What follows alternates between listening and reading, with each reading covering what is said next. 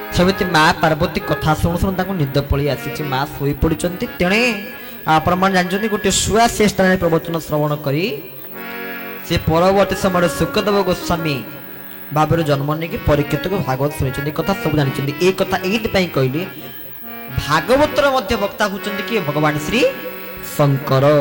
ବେଦ ବେଦାନ୍ତ ଆରମ୍ଭ କରି ନାନାଦି ପ୍ରକାର ଶାସ୍ତ୍ର ପୁରାଣର ପ୍ରବକ୍ତା ହେଉଛନ୍ତି ଭଗବାନ ଶ୍ରୀ ଶିବ ସୁନ୍ଦର। ଆଶୁତୋଷ ନାମ ବୋଲାଇ ଓ ଅଳପେ ତୋଷ ଯେତିକି ଦିଅ ଦେବତା ଅଛନ୍ତି ଆପଣ ଯେତେ ପ୍ରକାର ପୂଜା ବିଧାନ ଯେତେ ନୀତି ନିୟମ ନିଷ୍ଠା ଭିତରେ ରୁହନ୍ତୁ କିନ୍ତୁ ଅଳ୍ପକେ ସନ୍ତୁଷ୍ଟ କିଏ ହୁଅନ୍ତି? ଭଗବାନ ଶ୍ରୀ ଶିବ ସୁନ୍ଦର। ଖାଲି ତାଙ୍କ ପାଖରେ 4ଟି ବେଲପତ୍ର ଗୋଟିଏ କଦଳୀ ଦେଲା ମାନେ ଭଗବାନ ଶଙ୍କର ସନ୍ତୁଷ୍ଟ। ସେଇଥିରେ ସିଏ ଭକ୍ତ ପ୍ରତି ଅନେକ ପ୍ରକାର କୃପା ବର୍ଷା। ଦେଖନ୍ତି ରାକ୍ଷସ ମାନଙ୍କୁ ସିଏ କେତେ ଶୀଘ୍ର ବର ଦେଇ ଦିଅନ୍ତି। ଯେତେ ପ୍ରକାର ରାକ୍ଷସ ମାନେ ସବୁ ଶିବଙ୍କୁ ଡାକିବାକୁ ଭଲ ପାଆନ୍ତି କାହିଁକିନା ଶିବ ସାଙ୍ଗେ ସାଙ୍ଗେ ବର ଦେଇ ଦିଅନ୍ତି। ସାଙ୍ଗେ ସାଙ୍ଗେ ଭଗବାନ ଶଙ୍କର ଭସ୍ମାସୁରକୁ ବଳ ଦେଲେ ଯାହାକୁ ଛୁଇଁବ ସିଏ ଭସ୍ମ ହବ। ତା ନାଁ ହେଲା ଭସ୍ମାସୁର। ଦେଖନ୍ତୁ ତେଣୁ ସମସ୍ତ ଅସୁର ମାନଙ୍କୁ ସିଏ ବର ଦିଅନ୍ତି।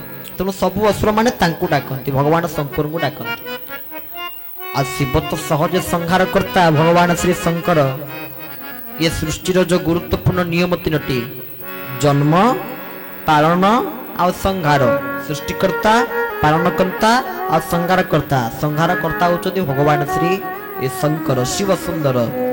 ତେବେ ଆମେ ଥରେ ଜାଣିବା ଦରକାର ଯେଉଁମାନେ ସମସ୍ତେ ମଧ୍ୟ ଏଠି ଛିଡ଼ା ହେଇଛନ୍ତି ଚାର ମଧ୍ୟ ମଝିରେ ଫାଙ୍କା ଅଛି ବସିକି ମଧ୍ୟ ଆପଣମାନେ ଠାକୁର କଥା ଶ୍ରବଣ କରିପାରିବେ। କାରଣ ଛିଡ଼ା ହେଇକି ଠାକୁରଙ୍କ କଥା ଶୁଣନ୍ତି ନାହିଁ। କାରଣ ଶିବକୁ ଓଲଟେଇଲେ କ'ଣ ବସିକି ଡାକିବ ଯିଏ ଶିବଙ୍କୁ ପାଇବ ସିଏ। ଯିଏ ବସିକି ଶିବଙ୍କୁ ଡାକିବ ସିଏ ଯାଇକିରି ଭଗବାନ ଶଙ୍କରଙ୍କୁ ଭଗବାନ ଶିବଙ୍କୁ ପ୍ରାପ୍ତ କରିପାରିବ। ତେଣୁ ବସିକି ଆପଣ ଶୁଣିପାରିବେ। ହଁ ଆମେ କହୁଥିଲୁ ଭଗବାନ ଶ୍ରୀ ଶଙ୍କରଙ୍କର ଯୋଉ ଅନନ୍ୟ କୃପା କୋଉମାନଙ୍କ ପ୍ରତି? ଜଣେ ଭକ୍ତ ମାର୍କଣ୍ଡେୟଙ୍କ ପ୍ରତି ଅନନ୍ୟ କୃପା। 7 କଳ୍ପ ପର୍ଯ୍ୟନ୍ତ ବଞ୍ଚିଲେ ଭଗବାନ ଶ୍ରୀ ଶଙ୍କରଙ୍କର କରୁଣାକୁ ଲାଭ କରି।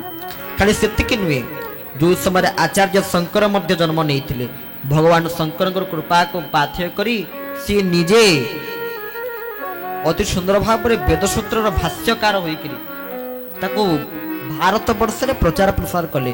ଆପଣ ଭାବୁଛନ୍ତି କି ସାଧୁ କିଏ ଯିଏକି ସବୁବେଳେ ଗୋଟେ ଜାଗାରେ ବସନ୍ତି ସେ ସାଧୁ ମଠରେ? ନା, ସାଧୁଙ୍କର କାମ ହେଲା ସବୁବେଳେ ବିଚରଣ କରିବା, ସବୁବେଳେ ବୋଳିବା। ଆଚାର୍ଯ୍ୟ ଶଙ୍କର ଭାରତ ବର୍ଷକୁ ବୁଲିଛନ୍ତି। ଖାଲି ପାଦରେ ଚାଲି ଚାଲିକିରି ଭାରତ ବର୍ଷକୁ ସେ ବୁଲିଛନ୍ତି। କାହା କୃପାରୁ? ନା ଶିବଙ୍କର କୃପାରୁ। ତାଙ୍କର ପିତା ଥିଲେ ଶିବଗୁରୁ ଭଗବାନ ଶଙ୍କରଙ୍କର ପୂଜକ। ତାଙ୍କର କୌଣସି ପ୍ରକାର ପୁତ୍ର ସନ୍ତାନ ଜନ୍ମ ହେଉନଥିଲେ। ପୁତ୍ର କ'ଣ କନ୍ୟା କ'ଣ ସନ୍ତାନ ହିଁ ଜନ୍ମ ହେଉନଥିଲେ। ଆଉ ଯେତେବେଳେ ଭଗବାନ ଶଙ୍କରଙ୍କୁ ପ୍ରାର୍ଥନା କରନ୍ତେ ପ୍ରଭୁ ଶଙ୍କର ଆସି ସ୍ୱପ୍ନରେ କହିଲେ ମୁଁ ତମକୁ ଗୋଟେ ଏମିତି ପୁତ୍ର ପ୍ରଦାନ କରିବି ଯେ କି ଇଏ ସମଗ୍ର ବିଶ୍ୱରେ ଏ ଜଗତରେ ସମସ୍ତ ଜ୍ଞାନୀ ବିଦ୍ୱାନ ମାନଙ୍କୁ ତା ଜ୍ଞାନ ବଳରେ ସେ ସମସ୍ତଙ୍କୁ ଥରହର କରିଦେବ। ଏଇ ପ୍ରକାର ବାଳକକୁ ମୁଁ ତମ ଗର୍ଭରେ ଜନ୍ମ ଦେବି। ଏକ ଅଦ୍ଭୁତ ଦିବ୍ୟ ବାଳକ ସେ ଜନ୍ମ ନେବ ଯେ କିନ୍ତୁ ତାର ଟିକେ କମ ଆୟୁଷ। କେତେ ବର୍ଷ ବଞ୍ଚିବେ? ନା 16 ବର୍ଷ ବଞ୍ଚିବେ, କମ ଆୟୁଷ। ଏହା କହିକିରି ପଠେଇଥିଲେ। ଆଉ ଯେତେବେଳେ ଶିବଗୁରୁଙ୍କ ଠାରେ ବା ଉଭୟଙ୍କର ତାଙ୍କ ପତ୍ନୀ ତାଙ୍କର ଉଳସୂତ୍ରରେ ଜନ୍ମ ହେଲେ ଆଚାର୍ଯ୍ୟ ଶଙ୍କର ବାଲ୍ୟ ସୁଲଭ ଗୁଣ ତାଙ୍କର ଦେଖିବାକୁ ମିଳିଲା। ସମସ୍ତ ପିଲାମାନଙ୍କଠୁ ସେ ଟିକେ ନିଆରା। କେମିତି? ନା ମାତ୍ର 2.5-3 ବର୍ଷ ବୟସରେ ଆଲମିରା ଉପରେ ଥିଲା ପୋଥି ସେ ତାକୁ ଯାଇକି ପଢୁଛନ୍ତି। ମା ପଚାରିଲା କହିଲେ ତୁ ବୁଝିପାରୁଛୁ? ନା ନା ମୁଁ କିଛି ବୁଝିପାରୁନି। ନା ତାର ଗୋଟେ କାମ କରିବା। କ'ଣ କରିବା? ନା ତୋର ଖଡ଼ି ଛୁଆଁ ସଂସ୍କାର କରିବା। ଖଡ଼ି ଛୁଆଁ ସଂସ୍କାର କଲେ। ପିଲାଦିନଠୁ ରୁଦ୍ରାଭିଷେକକୁ ଶିଖିଦେଲେ। କେତେ ପ୍ରକାର ଶିବ ଉପାସନାକୁ ଶିଖିଲେ। ଶିବ ଉପାସନାକୁ ସେ ଗ୍ରହଣ କଲେ। ଭଗବାନ ଶ୍ରୀ ଶଙ୍କର ଆଉ ଭଗବାନ ଶ୍ରୀ ଶିବ ସେ ହେଲେ ସମସ୍ତଙ୍କର। ସଦାଶିବ ସମାରମ୍ଭା ଶଙ୍କରାଚାର୍ଯ୍ୟ ମଧ୍ୟମା ଅସ୍ମଦାଚାର୍ଯ୍ୟ ପର୍ଯ୍ୟନ୍ତ ବନ୍ଦେ ଗୁରୁ ପରମ୍ପରା। ସେଇ ଭଗବାନ ଶଙ୍କରଙ୍କର କୃପାକୁ ଲାଭ କରି ଆଚାର୍ଯ୍ୟ ଶଙ୍କର ନିଜେ ସାକ୍ଷାତ ଶିବାବତାର ହେଲେ। ନିଜେ ଆଚାର୍ଯ୍ୟ ଶଙ୍କର କ'ଣ କଲେ? ନା 4ଟି ଧାମ ପ୍ରତିଷ୍ଠା କଲେ ଭାରତ ବର୍ଷରେ। କ'ଣ କ'ଣ 4ଟି ଧାମ ପ୍ରତିଷ୍ଠା କଲେ? ଦ୍ୱାରିକାନାଥ, ବଦ୍ରୀନାଥ, ରାମନାଥ ଆଉ ମହାପ୍ରଭୁ ଶ୍ରୀ ଜଗତରନାଥ। ଜଗନ୍ନାଥ ଆମେ ଯୋଉଠି ବିରାଜମାନ କରିଛେ ଆମର ଭାଗ୍ୟ। ଆଉ ଶିବ ଟିକେ ଆଜ୍ଞା ସମସ୍ତଙ୍କଠୁ ସ୍ୱତନ୍ତ୍ର। ଆପଣ କହିବେ କାହିଁକି ସ୍ୱତନ୍ତ୍ର? ସମସ୍ତେ ରୁହନ୍ତି ମନ୍ଦିରରେ କିନ୍ତୁ ଇଏ ରୁହନ୍ତି ମଶାଣିରେ ଭସ୍ମ ବଳି ହୁଅନ୍ତି। ସମସ୍ତେ ଦେବତା ଦେବ କିନ୍ତୁ ୟାଙ୍କ ନାମ ହେଉଛି ମହାଦେବ। ସମସ୍ତଙ୍କର ଦିନ ବେଳେ ପର୍ବ କିନ୍ତୁ ୟାଙ୍କର ରାତି ବେଳେ ପର୍ବ। ସମସ୍ତଙ୍କୁ କହିଲେ ଜାଗ୍ରତ ରୁହ ଜାଗର ଶିବରାତ୍ରି। ଆଉ ଯଦି ଆପଣ ମାନେ ଜାଗ୍ରତ ରହିବେ ତାହେଲେ କଣ ଲାଭ ହବ? ଶିବରାତ୍ରି ଦିନ ଯଦି ଆପଣ ମାନେ ଜାଗ୍ରତ ରହିବେ ତାହେଲେ କଣ ଲାଭ ହବ? ଯେମିତି ଦିନେ ଜଣିଏ ଶବର ଯାଇଛନ୍ତି କୋଉଠିକି ନା ଶିକାର କରିବା ପାଇଁ। ଗଲା ବେଳକୁ ଦେଖିଲେ ଗୋଟିଏ ବାଘଟିଏ ଜଙ୍ଗଲ ଭିତରେ। ସେ ବାଘ କହିଲା ମୁଁ ତମକୁ ଛାଡ଼ିବିନି ଏ ଗଛ ଉପରେ ଚଢ଼ିଲେ। ଶିକାରୀ ଜଣକ ଗଛ ଉପରେ ଚଢ଼ିକି ରହିଲେ। ବାଘ ଗଛ ତଳେ ରହିଲା। କହିଲା ଯୋଉ ପର୍ଯ୍ୟନ୍ତ ତମେ ବି ଯେତେଟା ହଉ ଯେତେ ଦିନ ହଉ ତମେ ତ ପୁଣି ଏଇପଟେ ଦେଇକି ତମ ଘରକୁ ଯିବ ନା।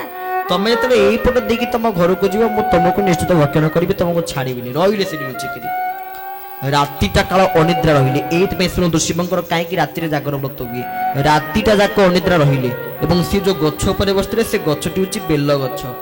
ଆଉ ତଳେ ଗୋଟିଏ ଛୋଟିଆ ଶିବଲିଙ୍ଗଟେ ଠିକ ତାକୁ ଦେଖାଯାଉନଥାଏ। ଛୋଟିଆ ଶିବଲିଙ୍ଗଟେ ନା ଦେଖାଯାଉନଥାଏ। ରାତି ସାରା ଆଖିରୁ ଲୁହ ଝରୁଥାଏ। ଆଉ ସେ ବେଲପତ୍ରକୁ ଧରୁଥାନ୍ତି, ଲୁହ ଗଡୁଥାଏ। ବେଲପତ୍ର ଗୋଟେ ପତ୍ର ଛିଣ୍ଡଉଥାନ୍ତି ପକଉଥାନ୍ତି। ଆମେ ଯେତେବେଳେ ଯାଏ ନଈ କୂଳକୁ ବେଳେ ଗୋଟେ ଗୋଡ଼ି ଧରୁଥାଏ ପକଉଥାଏ, ଭାବୁଥାଏ ଗୋଡ଼ି ଧରୁଥାଏ ପକଉଥାଏ, ଗଛର ପତ୍ର ଛିଣ୍ଡଉଥାଏ ପକଉଥାଏ। ଇଏ ସେମିତି ବେଲପତ୍ରକୁ ଧରୁଛନ୍ତି ପକଉଛନ୍ତି, ଆଖିରୁ ଏପଟେ ଲୁହ ଝରୁଛି। ଆଜ୍ଞା ଏମିତି ବେଲପତ୍ର ପଡୁ ପଡୁ 108 ବେଲପତ୍ର ପଡ଼ିଯାଇଛି ଶିବଲିଙ୍ଗଙ୍କ ଉପରେ। ଆଉ ତାଙ୍କର ସମସ୍ତ ଅଶ୍ରୁଣୀର ପଡ଼ିଯାଇଛି କୋଉଠି ନା ଭଗବାନ ଶଙ୍କରଙ୍କର ଶିବଲିଙ୍ଗ ଉପରେ। ତା ପରଦିନ ସକାଳୁ ଆସି ଭଗବାନ ଶଙ୍କର ସେ ବାଘକୁ ମାରି ୟାକୁ ଉଦ୍ଧାର କରିଛନ୍ତି। ସେଇ ଦିନଠୁ ଭଗବାନ ଶଙ୍କର କହିଲେ ମୋର ବ୍ରତ ଯଦି କୋଉମାନେ କରିବେ ତାହେଲେ କେତେବେଳେ କରିବେ? ରାତିରେ କରିବେ। ଯଦି ରାତିରେ ଜାଗ୍ରତ ହେଇକି ସେ ବ୍ରତ କରିବେ ତାହେଲେ ସେମାନେ ଯାଇକି ଏହାର ଉପଯୁକ୍ତ ପ୍ରକୃଷ୍ଟ ଫଳ ପାଇପାରିବେ, ଶିବରାତ୍ରି ଜ୍ଞାନ ପ୍ରାପ୍ତ କରିପାରିବେ।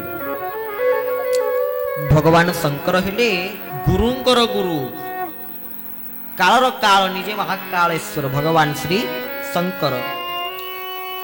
ଆଉ ସବୁଠୁ ବଡ କଥା ପୁରୁଷୋତ୍ତମ ଧାମରେ ଆପଣ ମାନେ ଦେଖୁଛନ୍ତି ଏଇ କିଛି ଦିନ ତଳେ ରତ୍ନ ଭଣ୍ଡାର ଖୋଲା ହେଲେ। ରତ୍ନ ଭଣ୍ଡାରରେ ମହଣ ମହଣ ସୁନା। ରାଜା କପିଳେନ୍ଦ୍ର ଦେବ ଯେତେବେଳେ ଯାଇଥିଲେ ଦାକ୍ଷିଣାତ୍ୟକୁ ଯୁଦ୍ଧ କରିବା ପାଇଁ ଦାକ୍ଷିଣାତ୍ୟକୁ ଜୟ କରିକି ଆସିଲେ। 16ଟା ହାତୀରେ ସୁନାକୁ ଧରିକି ଆସିଲେ। ଆଉ ସବୁ ସୁନାକୁ ଜଗନ୍ନାଥ ମନ୍ଦିରକୁ ସମର୍ପଣ କରିଦେଲେ। କହିଲେ ଯଦି ଆମେ ଜିତିଛୁ କେବଳ ଏଇ କଣ ପାଇଁ? ମହାପ୍ରଭୁଙ୍କ ପାଇଁ। ତେଣୁ ଯାହା ସବୁ ଆମେ ସଞ୍ଚିକିରି ଆସିଛୁ ସବୁ ମହାପ୍ରଭୁଙ୍କୁ ଦେଇଦେବୁ। ମହଣ ମହଣ ସୁନା ମହାପ୍ରଭୁ ଶ୍ରୀ ଜଗନ୍ନାଥଙ୍କର ରତ୍ନ ଭଣ୍ଡାରରେ। ଆଉ ସତ କଥା କହିବାକୁ ଗଲେ ସତ କଥା କଣ ଶାସ୍ତ୍ରୀୟ ବିଚାରକୁ ନେଇ এই রত্ন ভণ্ডারর রক্ষক কিয়ে? সাক্ষাৎ ভগবান শ্রী লোকনাথ শ্রী শঙ্কর ভগবান কি ইয়ে হচ্ছেন রক্ষক, ভণ্ডার রক্ষক, রত্ন ভণ্ডার রক্ষক ভগবান শ্রী শিব শঙ্কর। তবে পুরুষোত্তম ধামরে আমি মানে সমস্ত শিবঙ্কর ছটাকু গ্রহণ করে পারুছে। এটি হলে বেলেশ্বর, বেলেশ্বর মহাদেব। কারণ গোটিয়ে বিড়রু আসুলে রাক্ষস মানে পাতাল ଦେଇକି ସେଇପଟେ ରାସ୍ତା ଥିଲା ଆସୁଥିଲେ ଉତ୍କଳକୁ ଆସୁଥିଲେ ବା ଏ ମୂର୍ତ୍ତିକୁ ସେମାନେ ଆସିକିରି ପହଞ୍ଚୁଥିଲେ ବେଲେଶ୍ୱର ମହାଦେବ। ସେଇଠି ଯେତେବେଳେ ଭଗବାନ କୃଷ୍ଣ ଅର୍ଜୁନ ପହଞ୍ଚିଥିଲେ ଦ୍ୱାପର ଯୁଗରେ ଅର୍ଜୁନ କହିଲେ ବିଳଟି ଏମିତି କାହିଁକି ଅବସ୍ଥାରେ ପଡ଼ିଛି, ଏଇପଟେ ସବୁ ରାକ୍ଷସ ମାନେ ଯାଉଛନ୍ତି ମୂର୍ତ୍ତିକୁ କାହିଁକି ଏଇ ପ୍ରକାର ଅବସ୍ଥା ହେଉଛି? ନା ତାହେଲେ ଠିକ ଅଛି ଗୋଟେ କାମ କରିବା। କ'ଣ କରିବା ନା ଡାକିବା ଭଗବାନ ଶଙ୍କରକୁ, ଆରାଧନା କଲେ ଭଗବାନ ଶଙ୍କରକୁ। ସେ ବିଳରେ ହିଁ ଭଗବାନ ଶଙ୍କର ବିରାଜମାନ କଲେ, ଯାହା ଫଳରେ ଆଉ ପାତାଳରୁ ରାକ୍ଷସ ମାନେ ସେଇପଟେ ଦେଇକି ଆସିପାରିଲେ ନାହିଁ। ସେ ଦିନଠୁ ସେ ମହାଦେବଙ୍କ ନାମ ହେଲେ କ'ଣ? ବୋଲ ଶ୍ରୀ ବେଲେଶ୍ୱର ମହାଦେବ କି ଜୟ। ସେଇ ଦିନ ଠାରୁ ତାଙ୍କର ନାମ ହେଲେ ବେଲେଶ୍ୱର ମହାଦେବ। ହରି ହରି ବୋଲ। ଆଉ ମହାପ୍ରଭୁଙ୍କ ମନ୍ଦିର ପ୍ରତିଷ୍ଠା ପୂର୍ବରୁ ଜଣେ ମହାଦେବ ତାଙ୍କ ନାଁ କପତେଶ୍ୱର ମହାଦେବ। କାହିଁକି ତାଙ୍କ ନାଁ କପତେଶ୍ୱର ମହାଦେବ? ତାର ମଧ୍ୟ କାରଣ ରହିଛି। ଏମିତି ଅନେକ ମହାପ୍ରଭୁ ଶ୍ରୀ ଜଗନ୍ନାଥଙ୍କର କଥା ରହିଛି, ତା ଭିତରେ ମଧ୍ୟ ଅନେକ ପ୍ରକାର ସବୁ କାରଣ ରହିଛି। ଶାସ୍ତ୍ର ପୁରାଣରେ ତାର ସବୁ ବର୍ଣ୍ଣନା କରାଯାଇଛି। ଭଗବାନ ଶଙ୍କର ସେଠି କପୋତ ରୂପକୁ ଧାରଣ କରିଥିଲେ ସେଇ ସ୍ଥାନରେ। ତେଣୁ ସେଇଥିପାଇଁ ସେ ସ୍ଥାନର ନାମ ହେଉଛନ୍ତି କପୋତେଶ୍ୱର ମହାଦେବ। ପୁରୁଷୋତ୍ତମ ଧାମ ଭିତରେ ଆପଣ ଦେଖିବେ କେତେ ପ୍ରକାର ଶିବଲିଙ୍ଗ। ବଳଦେବରେ ଦେଖିବେ ପାତାଳ ଫୁଟି ଲିଙ୍ଗ, ଯାହାଙ୍କର ନାମ ହେଲେ ପାତାଳେଶ୍ୱର ମହାଦେବ। କେତେ ପ୍ରକାର ମହାଦେବ ପାଇବେ। ଅଗ୍ନିଶ୍ୱର ମହାଦେବ ନିଜେ ବିରାଜମାନ କରୁଛନ୍ତି ପୁରୁଷୋତ୍ତମ ଧାମରେ, ଯିଏକି ଅଗ୍ନିକୋଣକୁ ସୁରକ୍ଷା ପ୍ରଦାନ କରୁଛନ୍ତି।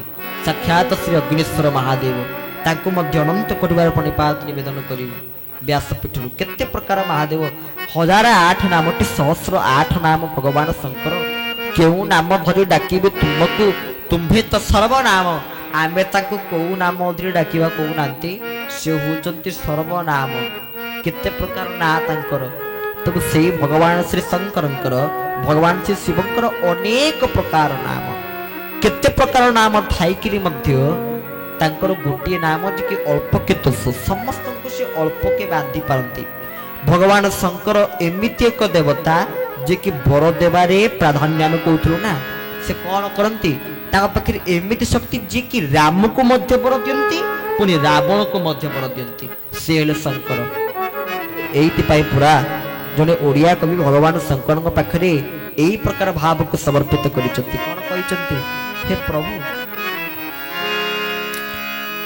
रावण कुबर पुणी श्री राम कुबर धन्य बर दाता प्रभु भोला शंकर धन्य बर दाता प्रभु भोला शंकर रावण कुबर पुणी आहा रावण कुबर पुणी श्री राम कुबर धन्य बर दाता प्रभु भोला शंकर धन्य बर दाता प्रभु भोला शंकर भक्ति जहार तुम्हें तहार भक्ति जहार तुम्हें तहार आहा भक्ति जहार तुम्हें तहार भक्ति जहार तुम्हें तहार बोल से शंकर भगवान की जय।